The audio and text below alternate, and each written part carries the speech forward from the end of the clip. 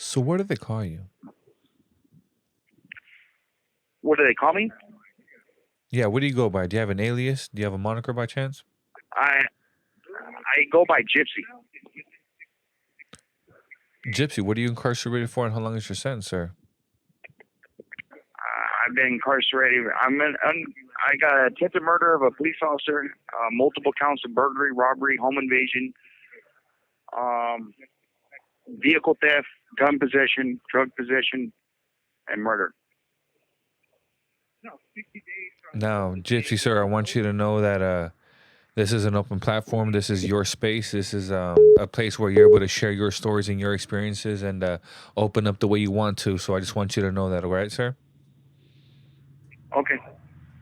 Can I go by just on this? Can we just use Jeremy? Because I'm going to board, and if they hear Gypsy somehow, one way or another, they'll be like, "He's still using gang monikers." And No, absolutely, absolutely. We can go ahead and go with Jeremy. So, Jeremy, man, can you tell me a little about yourself? Can you tell me about your upbringing? And by chance, did you go through any type of traumatic experience that somewhat affected you mentally, emotionally, changed you?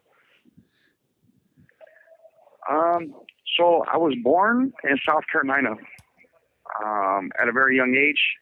I did not grow up with a father. I grew up with a mother that was an alcoholic, um, very abusive. I have another brother. Everybody. It was a real abusive family home. It was a struggle every day. It was. It was. You didn't know if we were going to eat. We didn't know how our lives were going to end by the end of the day. So I moved from South Carolina to Compton, California, and 78, 79. I was too young to really realize, but the cultural shock around me became very bearable. Meaning, just like my mother shot me to my grandmother's house, and my grandmother did the best she could to raise me, and then surroundings. But it just, a lot of violence, a lot of drug use in front of me, around me. Um, see, I remember at a very young age, I remember being jumped by a particular race, and it's just been apparent to me that on these streets it was going to be a lot different than the streets I was born on. As time went by, I started to realize that there's a real racial put as far as the ethnic groups of people around me. Um, I grew up as a graffiti artist. I grew up very young. Um, I used to be from a graffiti crew. We used to run around all over Los Angeles, and one thing led to another. I partied a lot as a young child, using drugs, using alcohol. I remember I started hanging around a certain group.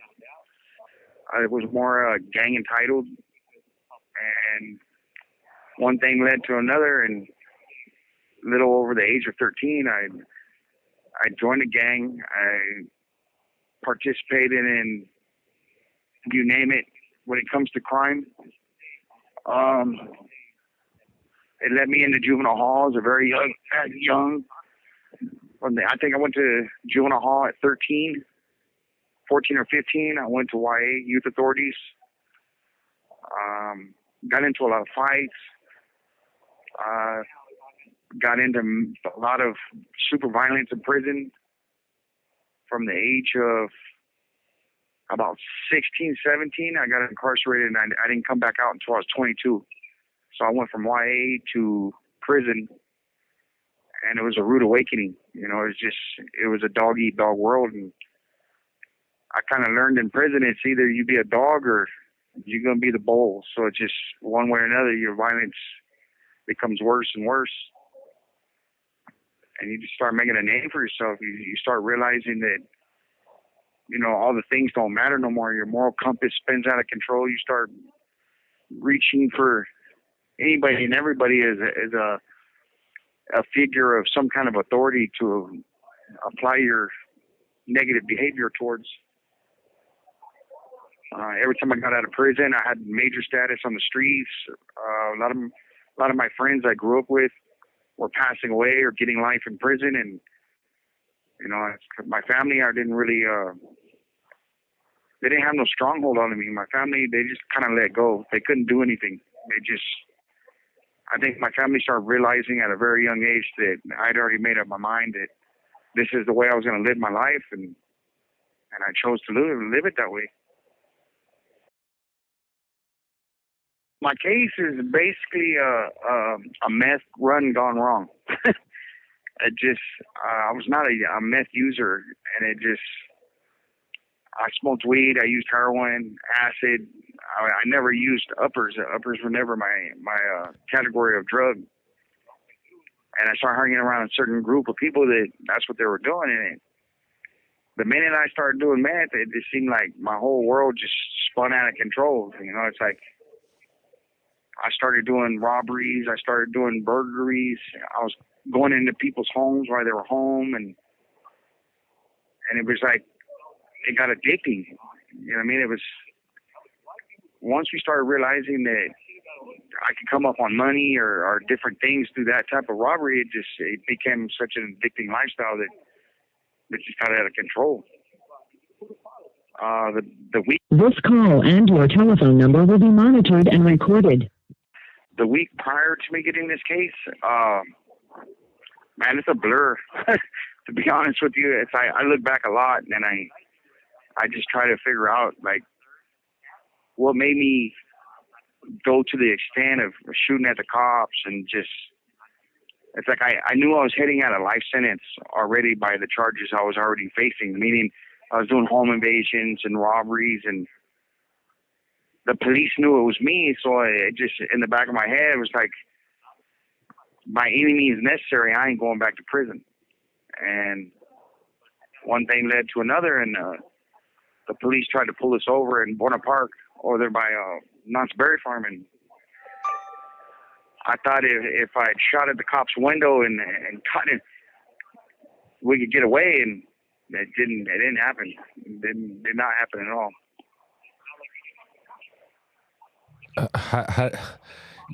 I actually been in Knott's Berry Farm a few times throughout my lifetime, Camp Snoopy and all that. I'm sure you have as well. Yeah.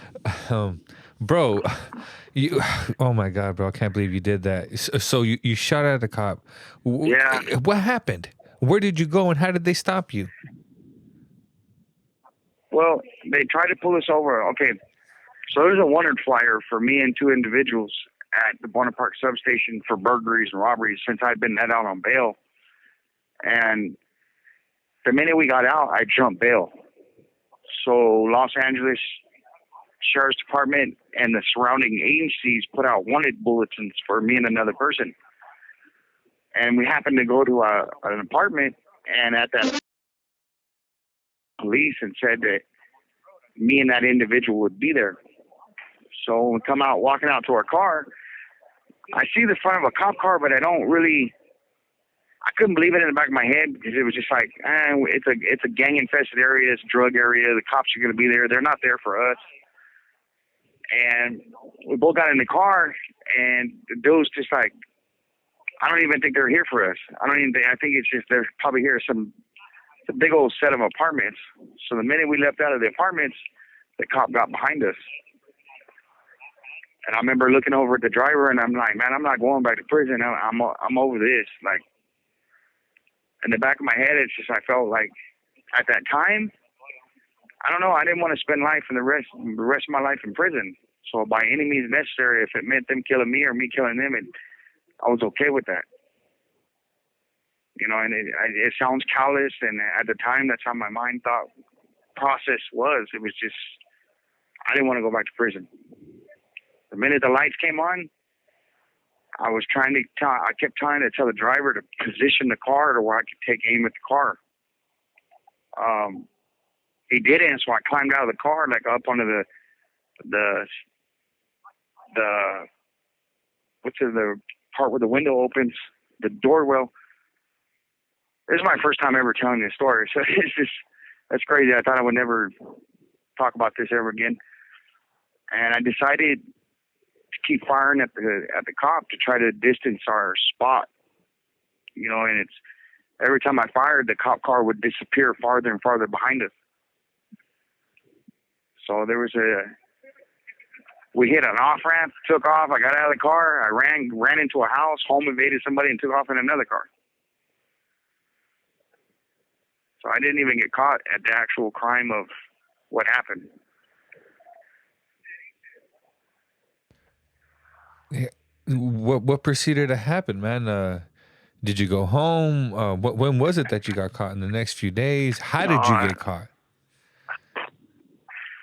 so I called my ex-wife one time, and it was on my son's birthday, and I told her, like, she's like, it's already on the news. They want you. You tried to kill a cop, and I'm like, man, I'm not going back to prison. Well, the whole time that me and her are having this conversation, the cops are right there listening to me talk to her. You have 60 seconds remaining. And it happened to be that, the minute I hung up that phone, they triangulated the phone that I was at, and later that night, they raided the house that I was at, and they came in shooting. I didn't have a gun on me, so I just laid down. It was just, I have nowhere to run. It was over before it started. I was going to tell you, too, you can Google all this stuff. This is public record. You can go to, there's a website called California Case Law. And if you push in the California Case Law, the people versus Jeremy Robert Bowles, and everything I'm telling you could be factual to you. Absolutely. I encourage anybody who doubts this gentleman's story to please go ahead and look into them themselves. And of course, me myself, I have looked at a few of these articles, and of course, the case text always comes in handy. And Yeah. So you were saying that they came in guns blazing, man, and they arrested you, man. Okay, obviously, man, you said that you were part of a tagging crew before you actually became a part of a neighborhood. What tagging crew were you from? UTI, Under the Influence. And how did you make that transition into become part of that neighborhood? Did your whole tagging crew get jumped to the neighborhood, and what neighborhood you get jumped into? Well, it's kind of weird. It's like the people that I hung around with in the graffiti crew, their brothers were from hoods, and it just happened to be that me and one of these dudes' older brothers got along really good, and one thing led to another, and before you know it, I started hanging around a certain neighborhood. I don't want to enclose that because I'm getting ready for board, and anything that's talked about with gangs, anything with gang violence or anything that has to do with gangs, the board doesn't like to give people dates because it means that you're still criminal thinking. So it's like certain things I leave out because it becomes a problem when it comes for a lot of us that are lifers that are trying to go to board. Like if this interview was to get to the board and the board was like, here you are boasting about criminal gang behavior, then the first thing they're going to do is tell you, well, you still need to work on yourself. Even though you've done good and you've done all these things, I caught you on a podcast still talking about gang. So it was always kind of a slippery slope. Absolutely. I completely understand what you're saying. In reference to that, I was going to ask you was, being how you shot at a cop, some gang members might take that like, hey, man, you're getting the hood hot. Was there any type of, what do you call it? Negative feedback Retaliation. Was there any type of negative feedback from within the neighborhood from what you did? Yeah. A lot of my homies, at first, everybody was real prideful of it. A lot of people were like, man, that fool put that down. That fool did this. But then you start realizing that my behavior brings the cops. My behavior brings a lot of authority from places these people don't want going into the neighborhood. So it got to a point where people were kind of put off. Even though there's still people that still talk about it to this day, or the people that really meant something to me, more or less, just cut it off because it was like the cops started targeting certain people, And it became a nuisance because it was like my choice, my decision in life affected thousands of people. So it's like you start to realize that the ripple effect, that one bullet out of a gun changes lives completely. You start realizing that this one decision in life can it's a complete snowball effect of just trauma. You know, and it's like through the years I've been in prison, and I started getting onto the self-help thing, and started realizing just victims' impact, and I started realizing the stuff that I did in life, that it just causes a ripple effect. It causes people to turn their eye on you, and you know, it's like I did it, and I take full gratitude of me doing what I did. I'm not sitting here and not trying to justify or minimize anything. It just, you know, what I did that day, it did make a lot of bad decisions, and I'm pretty sure a lot of people got heat from it, from the cops in the general area. I know I got it. When I was in LA County Jail, the cops, they beat on me for months. You know what I mean? So I can imagine. I can imagine the effect that it took on people around me.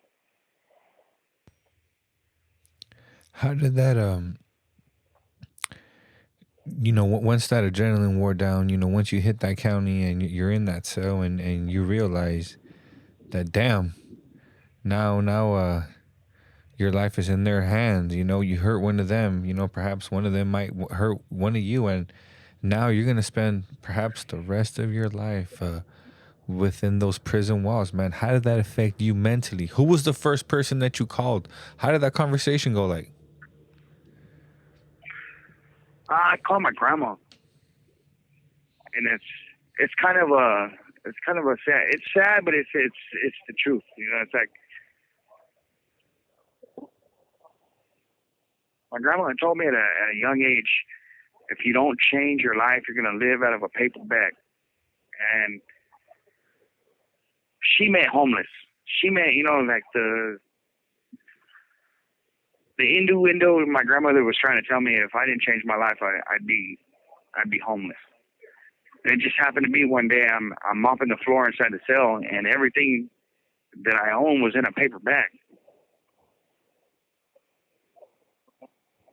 This call and your telephone number will be monitored and recorded. I was like, man, this lady called my future 15, 20 years into the future. She told me, like, I wish you would have changed.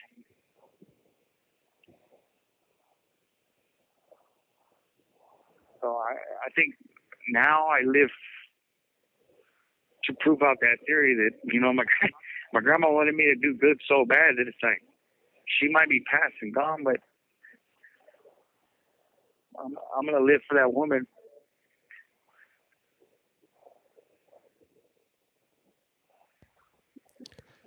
What going through the court?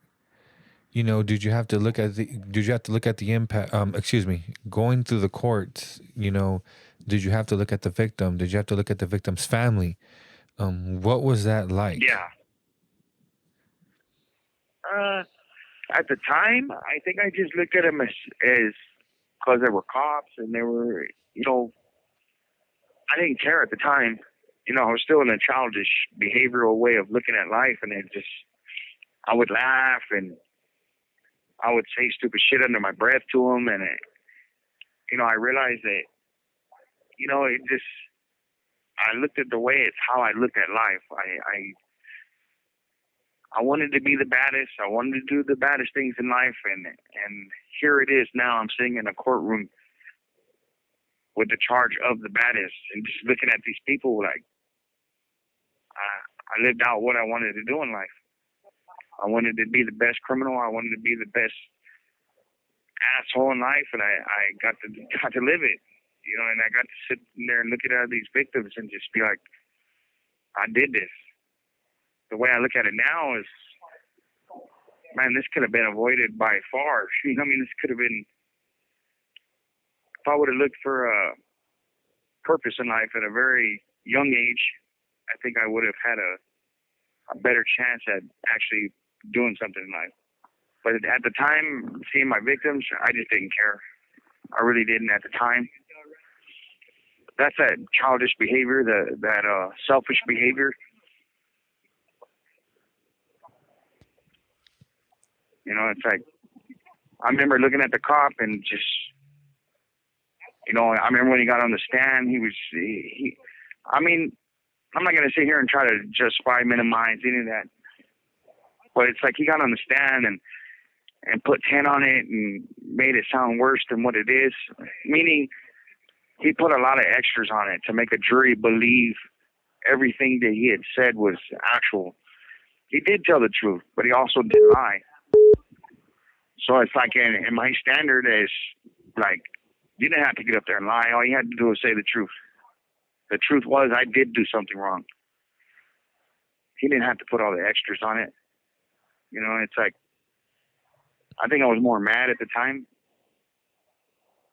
I was just like, man, I did nothing but tell the truth. I've never lied. I didn't have to sit in this courtroom and have to lie to nobody. You know, I stood there, I accepted my punishment, I moved on. But it's like the minute people start lying around you, meaning cops and DAs, and I get it. They're trying to get me off the streets for the rest of my life, and they're going to do it by any means necessary.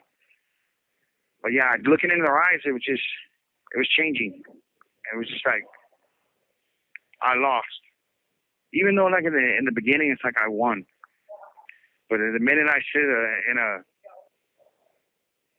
cell, like right off to the side of the courtroom, I remember looking at the ground, like, damn. Like, that's the rest of your life. It's gone. You know, what about, you know, your relationships with your friends, you know, girlfriends, past mates, lovers, going out to eat, you know, the luxuries of having a car, driving, little things like that in life, all that gone in the blink of an eye. Is all that going through your head? Yeah, it's gone. Just the freedom to just enjoy life. You know, it's just gone. And I don't even know how to explain that feeling. It's a feeling of absence. How long have you been incarcerated, sir? It's since 2003. 20 years you've been inside. Yeah. How many years do you have left? So I'm petitioned to go to board at any time. I can advance and go to board at any time with all the new laws changing, with everything happening. It's in the air. You know, I mean, my date, my actual EPR date for going to board would be 2036. But with all these laws that are changing and everything that's going into force, what is happening is your board date keeps getting pushed more and more and more closer to time. So before you know it, you're right at the cusp of going to board at any time. Like this Senate Bill 843, it gets people out in the board way early. So anytime I can be called to board. That's why I was talking about these interviews. Sometimes you got to be careful because these interviews could haunt you if you say the wrong thing. I must ask, you know, you've done 20 years of your time. You went in for an attempted murder. Do you feel that you deserve freedom, that you deserve to be released? No. And the facts of it is that if you decide to go through life causing harm to people, and you live to a certain standard in life, and get the book thrown at you, you can't cry when you get handed a life sentence. You can't. Just use the decisions you made as to a cause. Everything you do in life is a decision. Me getting out, I mean, if I was able to get out, you know, I would spend the rest of my life trying to help people, help kids look at life from a whole nother angle, just trying to find kids at a certain age where they're trying to figure out who they are. and they reach out for all the negative in life. So it's like my time can be spent doing things in life that could benefit my community other than sitting in prison for the rest of my life.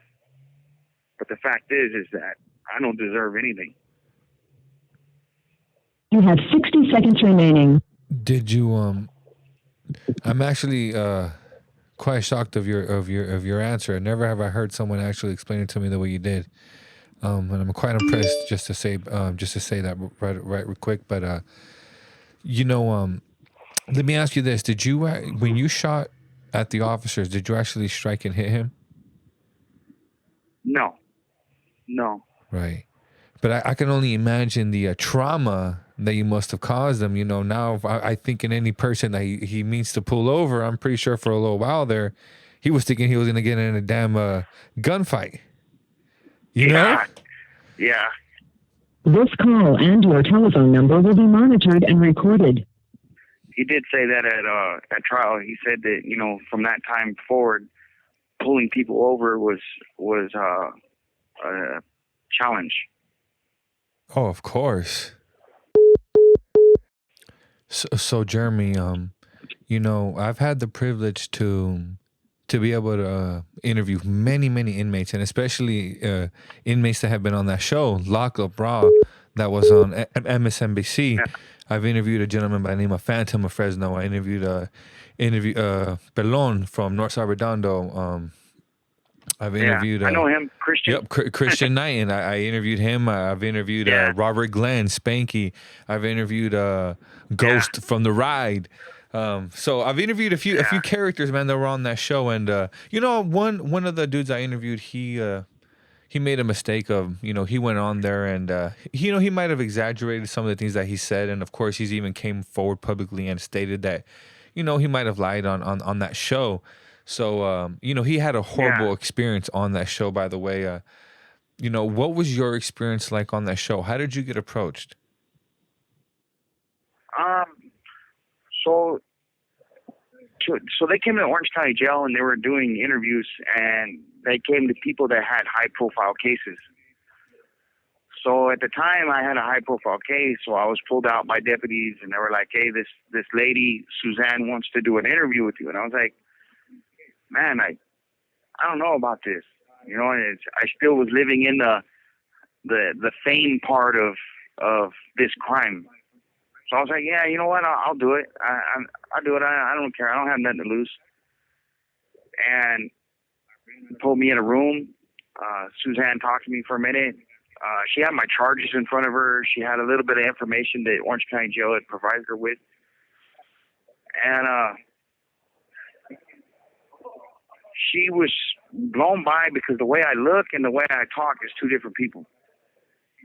I don't have that, "Oh, what's up, Holmes?" I don't have, because I just never, I've thought in the back of my head, it's okay to just be you. I've struggled with that with my whole life. It's just being me. I know how to have a conversation. I'm book smart, street smart. I've educated myself. So it's just, the minute that lady seen that come out of me, she was like, "You know what? We can do an interview." I did the interview. It probably took them about 22 days of interviews, B-rolls. They were doing all kinds of steel shocks. And I'd ask the lady, like, "Hey, how do you guys put this together? How do you guys put the story together?" And she goes, "Oh, that's not up to me. That's up to Bluebird Productions." So it airs and it comes out like I'm some straight serial killer, and it hurt my family, because my family's like, "Why would you do that interview?" I'm like, "But that's not how I said this, and this is not how I said this." And this call and your telephone number will be monitored and recorded. The way they portray you with music and guided conversation and guided questions, and it gets you to say certain things that they can reel together, and it was not a good experience. And I did get to meet some awesome people through that helped me through my life to see change was needed. So I can say I try to look at it from the glass half full and just say, you know what? I guess all publicity got me to learn about myself. You know, at first I was mad, and then I was just like, man, what do you get mad at? You got on national TV and said these things. So it's like I started to realize that your mouth can get you in a lot of trouble when it's not said the right way.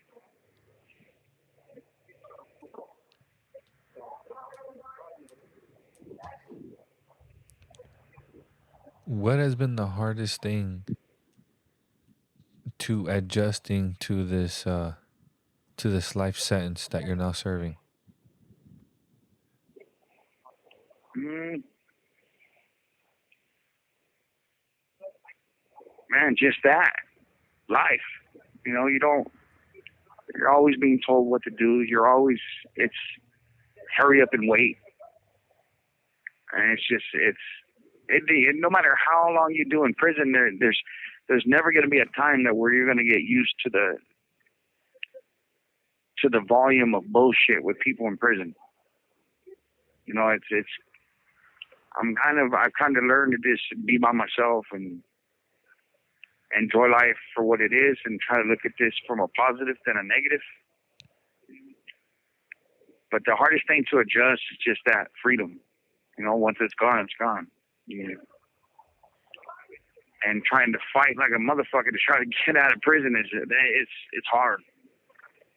It's hard to stay drug free. It's hard to stay out of doing crime. It's hard because if that's all you've known your whole life, to just one day put on the brakes and be like, okay, this is what I'm going to do. I'm going to change my life to become a better person. And the minute you become that better person, now you're still stuck in prison, and you're like, man, like, this is a little harder to adjust to than anything. Before, when I used drugs, it was different because I would numb my life. I'd get into fights. I would get into stabbings. I would get into all these things in prison, and I started realizing that was all just a numbing copanism. You know, you try to stay busy with negative. You don't even realize the positives are even there. You literally changed your life, ruined it in the blink of an eye. And that's what I warn people. I really hope people listen to this story. There's so many youngsters out there. I mean, people in general who carry guns, who are quick to pull it out over an argument or quick to pull it out for whatever reason, man. Hey, man, leave it at home, man. It's very easy to pick up a life sentence. Fortunately, you didn't hit him. Had you hit him, you'd be in for life. For life. I got life regardless. No, true. It doesn't make a difference if I hit or not. Yeah. You didn't even hit the guy. Yeah, you're right. Life. You're very correct. You didn't even hit the guy and you got life. Yeah. I hope ladies and gentlemen, you're listening to me. He didn't even hit the guy and he got a damn life sentence. That's crazy. Yeah. That's crazy. No, of course, I do believe really you deserve to be it. punished. You do deserve to be punished, man. But damn, a life sentence, they ain't playing. Yeah, it's a cruel, they consider you a cruel criminal, and it's it. You know, it's like, I've tried it, like, I've had cellies that are young kids, and I see that they get busted for, like, a little bit of dope. They come in for, like, 2 years with halftime. Their parents take care of them. They got girlfriends that take care of them. They got all these things that take care of them, and they become complacent. They become okay with this. Because it's not that bad in their eyes. You know, I'm just here for a brief moment. I'm going to disappear, and I'm going to come back. And I've seen it over and over and over, and it's like every cellie I've had ever since me trying to change mine, I always try to touch people and say, man, it's like, close your eyes. The next time you're on the streets, close your eyes and think about the shit you're going through right now so you don't come back to this.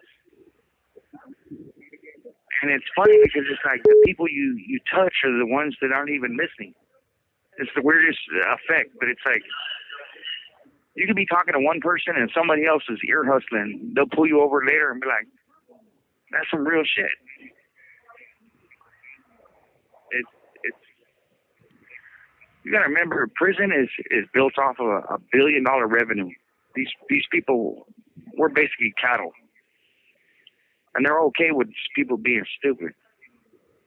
And it's sad because it's the younger people are. It's like they hear rap music or they hear certain things and they glorify certain things, and they have no clue what it is to take somebody's life or to rob somebody, or and it's sad when you see these people come in here, because most of the people that come in here with short terms, they're not bad people. They're not. Prison turns them into bad.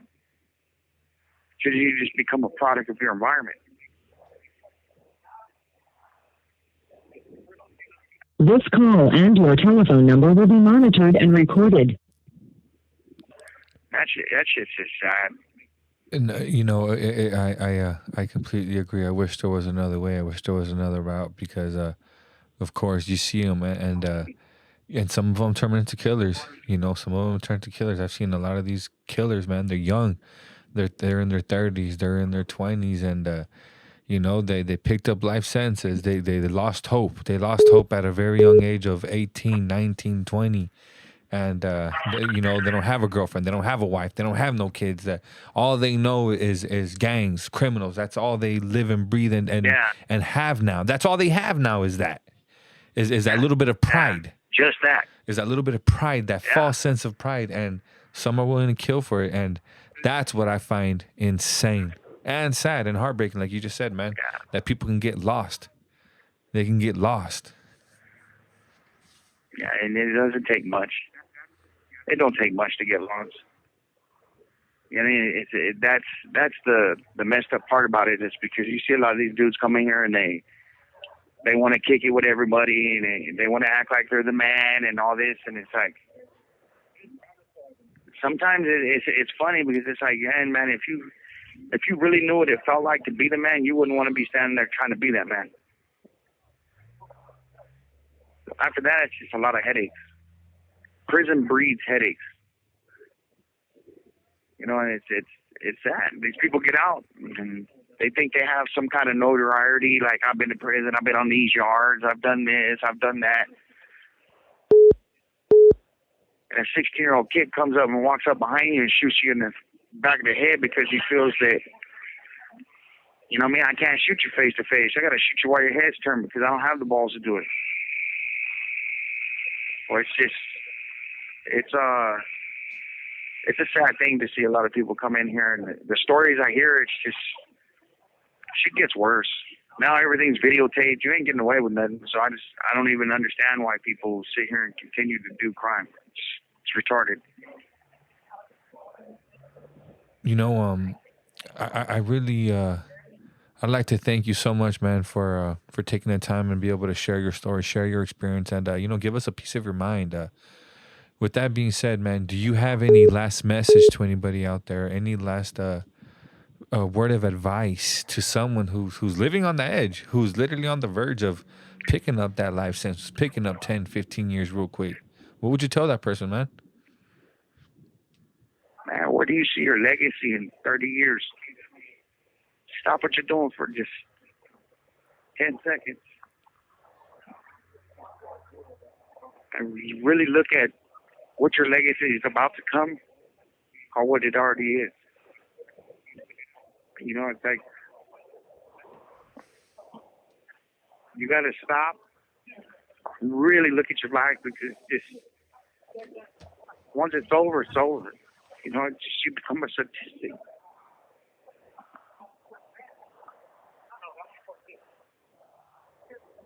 It's like I tell people, just, continue to educate yourself. Continue to not let this place beat you. It's just, you got to live day by day, and you got to find yourself doing something positive in life. Because if not, negative breeds negative, no matter what. It's like I tell people all the time, it's okay to be you. You don't got to live to impress nobody. Be you. The one thing people can't take from you in life is you.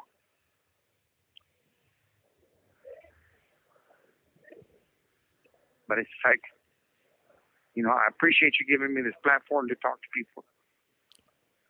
I appreciate you, allowing us to be able to share your story, sir. And I hope someone out there is listening to this gentleman's story. As you can see, man, this hearing you speak, man, I can clearly hear, man, that you are no longer that individual You have 60 seconds that you remaining. once were, man. Obviously, you're speaking with a clear mind now, and I just want to say thank you, man, for sharing your story. And I hope somebody out there is listening, man. You can easily ruin your life in the blink of an eye. Thank you so much, sir. Yeah, I appreciate it, man. You guys take care. Always keep your heart closest. Thank you.